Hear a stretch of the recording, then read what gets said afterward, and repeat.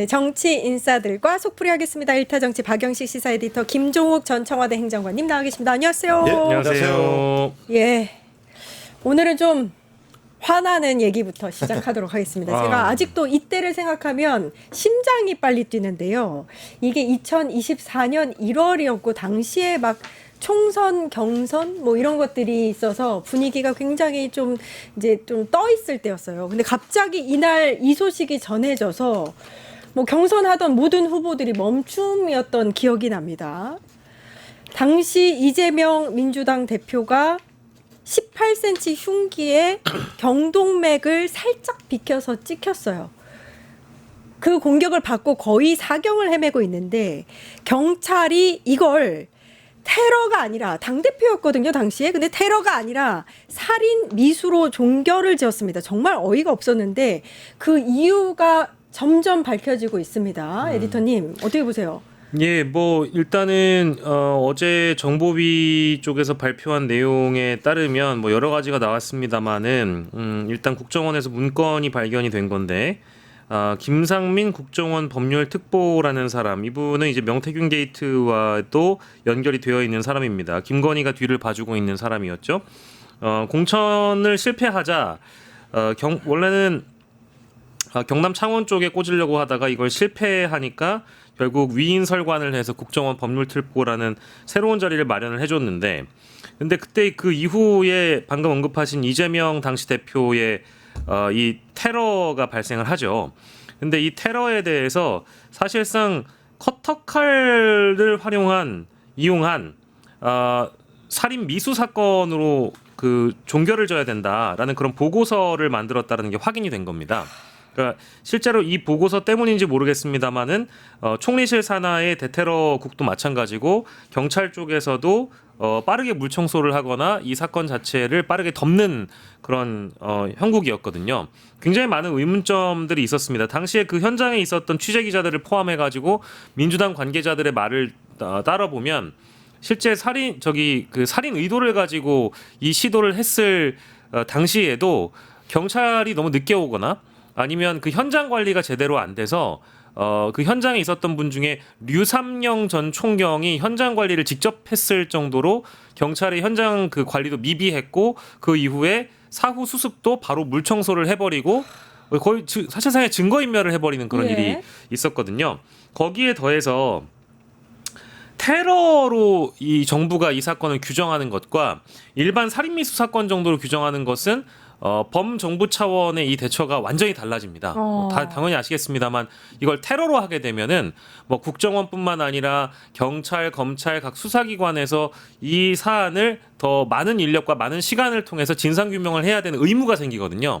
그걸 하지 않게끔 살인미수 사건 정도로만 덮는 형태로 정부 차원의 의도성이 있었다라고 우리가 일단 첫 번째로 봐야 될 것 같고요. 두 번째로는 국정원에서 이거를 정부 차원에서 이걸 덮으려고 했다라는 의도가 있었다고 보는 게, 해당 사건이 나고 나서 사실상 그 사경을 헤매고 있는 이재명 대표가 부산에서 헬기를 타고 긴급하게 서울대병원으로 이송이 되잖아요. 그랬었죠. 그거를 또 언론에서 이게 잘 살펴보시면 국민의힘이나 정치권 쪽에서 이 사건을 헬기 특혜로 덮어버립니다. 맞아요. 그럼 또 그랬었어요. 언론이 그걸 받아 써가지고 2, 3일 만에 완전히 헬기 특혜를 받고 지역사회를 외면한, 그 지역 의료를 외면한 야당 당대표로 만들어버리죠. 그래서 이게 이 단일 사건만으로도 마치 총알이 빗겨나가서 지금 대통령이 된 트럼프와 마찬가지로 가장 강력한 대권 주자가 될 수 있었고, 만약에 이 어떤 위기를 넘기게 되면 완전히 어떤 전국의 주도권이 야당으로 넘어갈 수 있었던 상황에서 윤석열 정부는 이 사건을 완전히 의도적으로 묻어버리려고 했다. 심지어 여론전을 활용해가지고 파렴치한 지역사회를 버린 야당 대표, 부산의 의료를 버렸다. 이런 식으로 지역사회도 버렸다. 특혜다.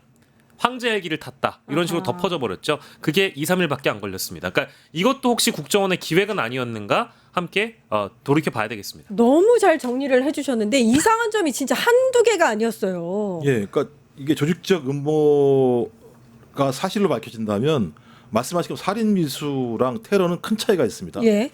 그러니까 살인 미수 같은 경우는 형법적 조항이에요. 그러니까 살인 미수이기 때문에 5년 이상 유기 또는 무기인데 무기는 아마 살인을 했을 때인 것 같고. 네. 근데 이게 테러 방지법상 제 17조에 테러 단체 구성죄라는 게 있어요. 그 테러 단체를 구성을 해서 거기에 수괴는 사형 또는 무기 10년 이상이게 되고요. 그다음에 테러를 기획하거나 이걸 지휘한 중요 역할을 하는 사람들은 무기 또는 7년 이상.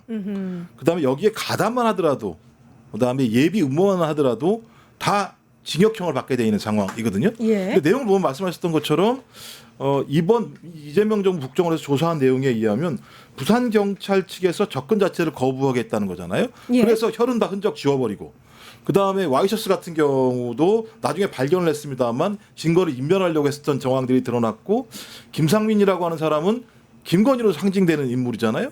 근데 그 사람이 그 국정원 법률특보로 간 다음에 말씀하신 것처럼 내용을 축소했고 사건을 축소하는 내용에 국정원에 동의를 하는 부분이 있기 때문에 말씀하신 것처럼 이 내용이 그렇다면 경찰청, 그다음에 국정원, 그다음에 김상민 이게 다 연루된 거잖아요. 굉장히 그러면 조직적입니다. 경찰청 같은 경우는 증거를 사전에 인멸을 했고 국정원은 사건을 축소했고 김상민은 사건을 축소할 수 있도록 보고서를 만들었다면 그렇죠. 그 뒤에 김건희라고 하는 사람이 개입되지 않았을까? 이런 고민들이 있는 것이고 여기에 그 큰 하나의 또 연관고리는 이후에 나오겠습니다만 김충식의 노트라고 하는 메모 내용이 나오기 때문에 이 사건은 지금 실체는 정확히 알 수 없습니다만 어떤 형태로든지 단순 살인 미수로 축소하려고 하는 어떤 굉장히 큰 압력이 가해졌고 그것이 성공한 내용이었다. 그래서 지금에 와서 정권이 바뀌니까 국정원에서 내사를 통해서 확인한 거기 때문에 매우 중대한 사건이죠. 처음에 소방청 보고가 열상이었고요. 이 열상이다, 가벼운 열상이다, 이 내용이 언론들에게 뿌려집니다. 이것도 아마 의도된 부분이라고 생각이 되는데 방금 이제 전 청와대 행정관님께서 말씀을 해주셨으니까 이거부터 그럼 짚도록 하겠습니다. 왜 이렇게까지 증거가 조직적으로 은폐가 되고 여론전까지 벌이고 살인 미수라고 사건을 축소하려고 했는지 그 이유를 알 수 있는 대목 중에 하나가 이 부분입니다. 김충식의 수첩에 이 테러범이 나옵니다. 그렇죠, 에디터님? 네. 이 테러범에 대한 정보가 일단 나와요. 이 김충식의 수첩을 보면 손 목사, 그러니까 괄호 열고 세계로 교회라고 써 있고요. 그리고 아산 배방 부동산 이렇게 7억이라는 메모가 있는데요. 예. 일단은 뭐 손 목사 세계로 교회는 뭐 이제 아직까지 우리가 단정할 수는 없겠습니다만은 손현보 목사가 세계로 교회의 사실상 수장이죠. 근데 이 김충식의 수첩에 나와 있는 내용을 우리가 이제 소설입니다만 연결을 좀 지어보면 이 김진성이라는 사람이 이 그때 부산 가덕도 항만에서 어쨌든 이 일이 벌어지는데 거기가 굉장히 도심과는 한참 떨어진 곳이란 말이에요. 그럼 누군가가 이제 이 뭐 택시를 타고 갈 수도 있겠습니다만은 김진성이라는 인물이 부산에서만 있었던 게 아니라 봉하마을에 그 이재명 대표 일정이 있었는데 그때도 김진성이 발견이 돼요. 그러니까 이게 누군가가 김진성을 이재명 대표 주변을 태우고 다녔다는 얘기가 됩니다. 근데 실제 조사를 해보니까 태우고 다닌 사람이 세계로교회 신자로 알려져 있고요. 그래서 이게 일단은 첫 번째로 연결될 가능성이 있다라는 거고요. 두 번째는 아산 배방 부동산인데 이 그 김충식 수첩에 나와 있는 이 글자로 뭘 유추해 볼 수 있냐면 김진성이 이 지역에서 오랜 기간 부동산업을 종사를 했어요. 아산 배방에서 배방읍이죠. 예. 예. 배방읍에서 부동산을 했다라는 전력이 있고요. 그리고 이제 7억이라는 건 이것도 실제 좀 뭐 영화 같은 얘기가 될 수도 있겠습니다만 이게 사실이면 정말 이거는 뭐 이미 게이트급 사건입니다만 7억이라는 거는 김진성에게 대가가 필요했던 거 아니냐.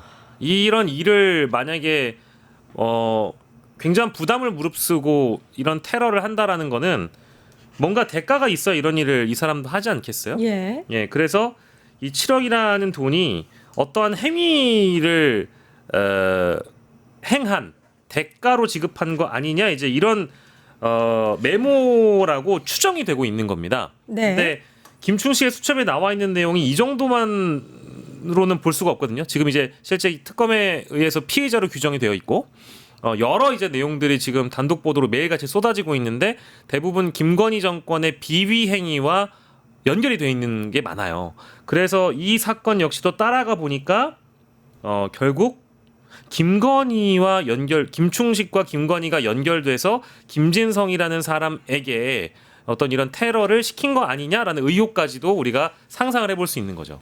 네. 아니 김충식이라는 자가 김건희의 엄마 최은순의 이제 동거인이기도 하고 집사로도 알려져 있는 굉장히 긴밀한 관계를 갖고 있는 사람인데 그 사람의 수첩에서 하필이면 저 내용이 나왔단 말이에요. 연관성을 찾지 않을래야 않을 수가 없거든요. 그러니까 지금 분위기가 바뀌었죠. 예를 들면 최은순의 집사가 아니라 김충식이 모든 사건의 중심에 있는 게 아니야? 라고 하는 얘기들이 나올 정도의 상황이니까 말씀하신 것처럼 배방흡입이라고 하는 데가 2008년도에 김충식과 최은순이 30억을 투자해서 120억 차익을 본 그 지역이었고 그 지역에서 김진성이라는 사람이 부동산 사무실을 운영을 했는데 이 사람에게 배방이라고 해놓고 7억을 얘기했었고 거기에 갑자기 세계로 교회 손목사라는 이름이 나오기 시작을 하는 거예요.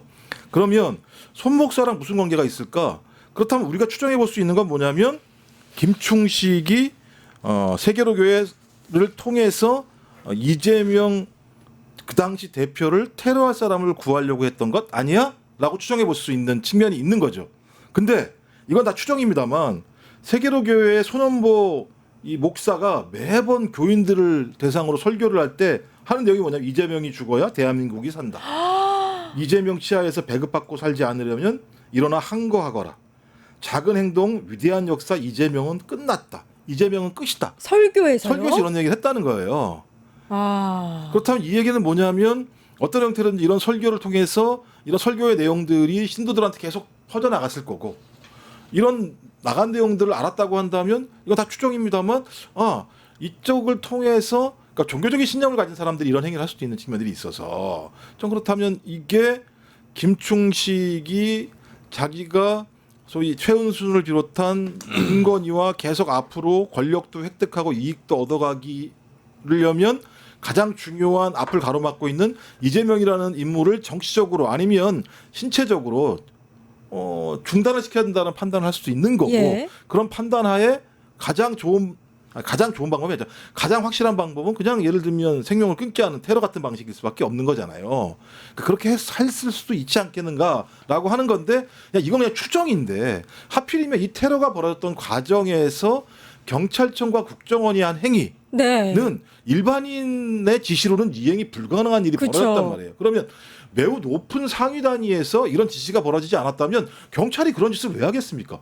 경찰이 예를 들면 살인 미수 사건이 났는데 거기 현장에 혈흔을 지우는 일을 누가 합니까 경찰이? 예. 그다음에 거기서 나왔던 와이셔츠는 굉장히 중요한 부분인데 그걸 의료용 봉투에 집어넣어서 왜 폐기를 하려고 했겠습니까? 이상하죠. 그죠? 그리고 말씀하셨던 것처럼 이 사건을 정치 테러가 아니라 갑자기 갑질 의혹이라고 하는 것처럼 왜 헬기 타고 네. 서울로 날아가려고 하는 어떤 프레임을 전환시키는 온 일들이 언론사가 그렇게 떠들었어요. 이게 쉽지 예. 않거든요. 와, 일반인이 할 수 없는 거기 진짜. 때문에 매우 높은 조직적 무엇이 있지 않았을까. 근데 이게 조직적인 사건이라 말씀하셨던 것처럼 가중처벌 테러 방지법에 걸리는 내용이기 때문에 이런 것들을 김상민이라는 사람이 법률적으로 알고 있기 때문에 이걸 축소한 것이 아닌가라고 저희 예. 추정해 볼 수 있는 거죠. 예. 이게 뭐지 영화 같은 일이긴 합니다만은 우리가 윤석열 시대에서 에이 설마 그렇게 했어라고 얘기했던 그 설마가 늘 사람을 잡아왔어요. 그리고 이때 당시에 이 사건이 이 정도로밖에 해결이 안 되느냐라는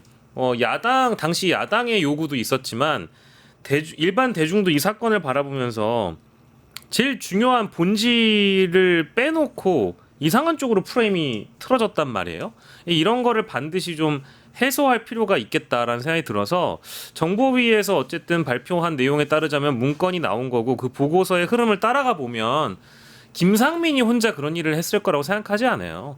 예, 지금 우리 교수님께서 말씀 주신 것처럼 김상민 위에 있는 국정원장도 이 내용을 알고 있을 거고 국정원장 그 위에 있었던 누군가가 이거 지금 큰일 났다. 이게 생각을 해보면 윤석열 정부가 상당히 고립되고 있는 형국이었고 당시의 지지도가 30에서 24를 왔다 갔다 하던 상황이었단 말이에요. 그리고 총선을 앞둔 시점이었잖아요. 예, 맞아요.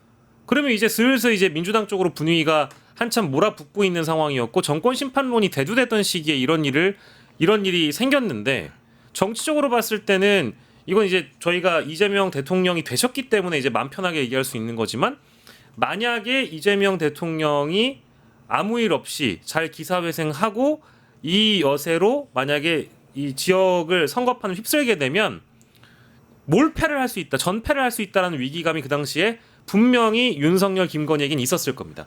이걸 어떻게 틀어볼까 하다가 나온 발상이 증거인멸하고 여론전을 통해서 특혜 논란으로 덮는다. 근데 이게 일부 먹힌 바가 있어요. 왜냐하면 예. 아주 빠르게 덮였거든요. 그리고 또 언론은 완전히 부안해동해가지고 VS 보도로 특혜냐 아니냐를 얘기를 했지 이것이 테러냐 살인미수냐를 얘기하지 않았어요. 맞아요. 이게 와. 되게 심각한 겁니다. 그러니까 확실하게 여론전이 통했기 때문에 그나마 107석, 108석을 한 겁니다. 네. 만약에 그걸 잘 못 덮었다면 저는 100석 미만으로 갔다고 봐요. 왜냐면 그때 제 주변에서도 야 진짜 이제는 이재명 대통령 되려나 보다. 다 이런 얘기를 했단 말이에요. 실제로. 근데 그게 며칠 만에 덮여버렸잖아요. 그 테러가 성공했으면 어떻게 할 뻔했습니까? 진짜 정말 생각하기도 싫은데 편안한님께서 댓글로 김충식 세계로교의 손현보 특검으로 철저히 수사하여 모조리 천만배 엄벌하라. 하이파이브님은 젓가락이라며 가짜 뉴스도 있었죠. 강8450님은 그럴 수도 있겠네요. 코난 같은 추리. 라고 말씀하셨습니다. 이런 추리를 하고 추정을 하는 것도 사실은 이게 맞아 이렇게 추정해도 되는 거야 싶은데 우연히 이렇게 겹칠 수도 있을까 싶어요. 그런 거겠죠. 에이 설마 그러니까, 그렇게까지 했겠어? 설마 라고 사람이. 생각을 하는데 다른 예를 한번 들어보자고요. 이 노상원이라는 사람과 김충식이라는 사람 2015년도에 김충식이 현 전시회에 노상원이 후원금을 보냈다는 게 확인됐어요. 근데 이 노상원이라는 사람이 그때부터 알았던 거잖아요. 노상원을 그러면 네. 자기는 계속 아니라고 얘기할지 모르겠습니다. 근데 이 사람 원래 이름이 노용래인가 그래요. 그래서 이 사람 이 이니셜이 YR이에요. YR. 용래. 용래. 근데 이 사람이 1919년도 4월 18일 날 김충식 메모에 YR이라는 내용이 들어 있어요. 그래서 이날 만난 거 아니냐 이런 얘기가 있어요. 근데 계엄 관련된 문건 노상래가 노상래를 수사했을 당시에 노상래의 자택에 있는 그 자택에서 발견된 계엄 관련 문건 이름도 YR이라는 유사한 내용이 들어갔다라는 내용이 나오는 거예요. 그래서 이 노상원 수첩이라고 하는 게 기억나세요? 막 갈겨 써가지고 필체를 확인할 수 없다고 그랬어요. 그래서 무슨 추정을 했냐면 이건 노상래가 수첩에다 자기가 뭘 적은 게 아니라 같이 회의를 하면서 그걸 받아 적은 거일 가능성이 높다라고 얘기했거든요. 네, 맞아요.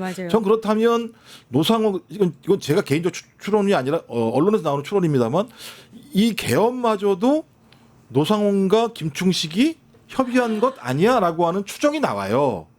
불러준 사람이 김충식일 수도 있는 그러니까 상황이네요. 이건 추정이죠. 예, 추정입니다. 그러니까 계엄도 같이 얘기할 수 있는 추정이 나오는 판이니까 우리가 지금 얘기했던 내용들 같은 경우도 이게 설마가 아닐 수 있다. 예. 이자들은 충분히 그럴 수 있다라고 하는 부분들이 여러 가지 정황 속에서 우리가 유추해 볼 수 있는 거죠. 예, 이게 지금 한 유튜브 채널에서 오랜 기간 팠던 사건이고 양평에 있는 김충식 씨의 그 컨테이너 사무실이나 이런 쪽에서 다이어리나 달력, 수첩 이런 것들을 구해서 하나하나 이제 곱씹어 뜯어보고 이제 좀 공론화가 되어가고 있거든요.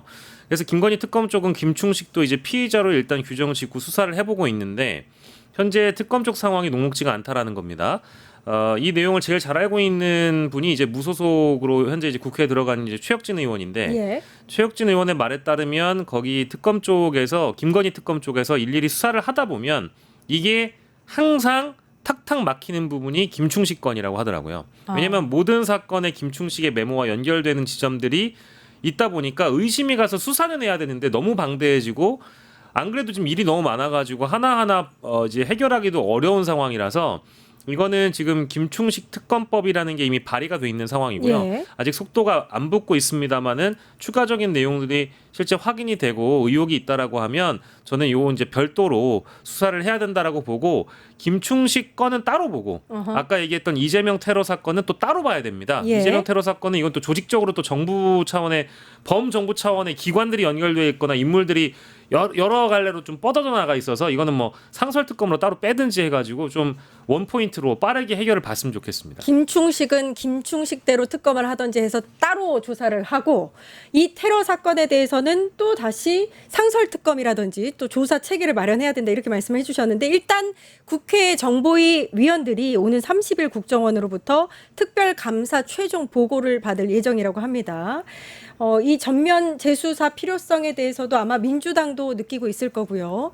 여론도 그렇게 형성이 될 것 같습니다. 그러니까 전면 재수사는 당연히 필요한 거예요. 적어도 대한민국에서 야당 당 대표 그리고 아유. 말씀하셨던 것처럼 대선 후보 지지율 1위를 달리고 예. 있는 사람을 백주대낮에 그것도 칼로 목을 갖다가 테러를 했다라고 하는 사실 자체가 이렇게 뭉개진다면 누구라도 만약에 자기의 정치적인 이해와 요구가 걸린 문제라고 한다면 앞으로 반복적으로 이런 일이 벌어질 수 있는 측면이 있기 때문에 이번 참에 정부 차원에서 이런 내용들을 다 확인을 했고 확인한 내용들 관련해서 상당히 우려스러운 대목들이 있기 때문에 말씀하신 것처럼 저는 특검이든 아니면 특별수사본부든 다양한 형태를 통해서 이 사건의 실체를 밝히는 게 되게 중요하고 또 이 사건의 실체를 밝히는 내용들은 저는 김춘식이라는 인물 고리를 통해서 노상원까지 연결되는 큰 틀의 소위 윤건희의 국정농단, 그다음에 민주원정 파괴라고 하는 부분과도 분명히 연결될 수 있는 측면이 있기 때문에 예. 전 여기에 대한 수사는 철저하게 그리고 독립적이고 객관적으로 진행이 될 필요가 있다는 생각이 들고 그래서 이제 시작이다 이건 예. 시작이다 생각을 네, 하고요. 알겠습니다. 밝혀내야지 대한민국 민주원정 또는 민주주의라고 하는 부분들을 지켜나갈 수 있는 또 중요한 하나의 상황 하나의 근거가 될 수 있다고 이게 생각합니다. 적어도 이제 정권이 바뀌었기 때문에 그나마 이걸 들여다볼 수 있는 거지. 만약에 정권이 연장됐거나 만약에 뭐 또 모르겠습니다만 지금의 인물이 아닌 다른 인물이 대통령이 됐다라고 한다면 이 사건 자체는 아예 들여다보기도 어려웠을 거라고 보고요. 이거 이제 상상이긴 합니다만은 만약에 실제 재수사 들어가게 되면은 이건 정치 테러 의혹을 수사한다라고 간판을 걸 수도 있습니다만은 저희가 한 소설이 만약에 다 맞았을 경우 이거는 윤석열 정권의 이재명 살인 사주 의혹입니다. 맞습니다. 이거는 그렇게 예. 되는 거거든요. 만약에 예. 맞다고 하면 예. 저희가 얘기했던 이런 의혹들이 사실이라고 한다면 윤석열 정부의 이재명 살인 사주 의혹이 될 수도 있어요. 그래서 김충식이라는 인물도 타고 그 위로 또 올라가거나 김충식이 아니라고 하더라도 김상민을 타고 또 위로 올라가야 되기 때문에 뭐 혹은 뭐 축소 은폐 의혹뿐만 아니라 실제 이 그 김진성이 아마 대법 확정 판결이 이미 났잖아요. 네, 났죠. 그걸로 그냥 끝날 문제가 아니라는 그럼요. 겁니다. 그리고 예. 이게 이제 타 방송에서 이미 그 봉지욱 기자라는 분이 소스를 공개한 게 있는데 세계로교의 신자라는 사람이 김진성을 태우고 이재명을 따라다녔다라고 했잖아요. 네. 근데 그 세계로교의 신자라는 사람이 지금 현재 암에 걸려서 건강이 좋지 않다라는 얘기가 있더라고요. 예. 그것도 뭐 네, 확인해봐야 되겠습니다만 떴죠. 그거는 만약에 돌아가시면 어떻게 할 건가요? 더 이상 이제 증언을 들을 수 없는 상황이니까 고리가 끊기죠. 예, 예. 빠르게 조사가 그리고 필요할 것 지금 같아요. 제가 확인이 안 되는 게 뭐냐면 왜 내란을 일으켰어? 그러니까 어허. 확인이 안 예. 되고 있는 상황이잖아요. 그러니까 내란을 일으키는 과정에 대한 것도 계속 수사가 되고 있는데 내란의 이유가 뭘까? 생각을 해보세요. 만약 이런 일들이 조직적으로 벌어진 게 사실이라면 이걸 은폐할 수 있는 방법이 뭐가 있습니까? 그러니까 제가 볼 때는 내란의 사유 중에 하나가 될 수 있는 측면이 있기 때문에 그냥 단순하게 예를 들면 김충식의 사주 사건이라고 예. 보는 내용이 아니라 적어도 윤석열과 김건희라고 하는 자들이 내란을 일으키게 된 배경 중에 하나일 수 있는 것이고 지금은 추가 윤석열 쪽에 맞춰져 있었는데 만약에 김충식이 여기에 깊숙이 개입돼 있다라고 제가 판단한다면 이 내란은 김건희 라인 쪽에서 할 수밖에 없었던 사건으로 이해할 수도 있기 때문에 이 수사는 매우 중대한 수사가 될 수 있는 거죠. 교수님이 네. 이 끝장뉴스에서 많이 말씀 주셨습니다만은 이 내란을 모의한 라인들이 뭐 실제 공식 라인이 있고 이제 비공식 라인이 있다라고 말씀하셨을 때 뭐 김건희, 김용현, 노상원 이런 쪽으로 라인을 우리가 따로 빼서 이쪽 라인도 봐야 된다는 말씀을 예. 과거에 하신 적이 있거든요. 근데 지금 노상원이 김충식이랑 또 연결이 되잖아요. 그러니까요. 이런 걸 생각해 보면 섬뜩한 거죠. 끝까지 좀 파야 될 문제인 것 같습니다. 그리고